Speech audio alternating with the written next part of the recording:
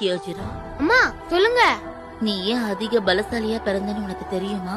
எனக்கு தெரியாது. பலவீனமானவங்களை நீ காப்பாத்தணுன்றதுக்காக, உன் சுயநலத்துக்காக யாரையும் காயப்படுத்த கூடாது. மத்தவங்களுக்கு உதவணும், அதுதான் அவங்களோட முக்கியமான கடமையா இருக்கணும். இந்த விஷயத்த இன்னைக்கும் நீ மறக்கவே கூடாது. மாட்டேன். ஆயிரம் படைகளும் முரசுதான் முழங்கியே வரட்டுமே,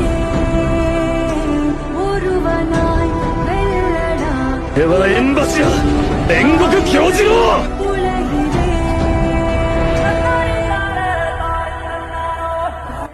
அம்மா, நான் செஞ்சது சரின்னு நீங்க நினைக்கிறீங்களா?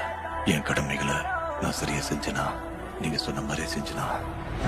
நீ என்ன பெருமைப்படுத்திட்ட கண்ணா.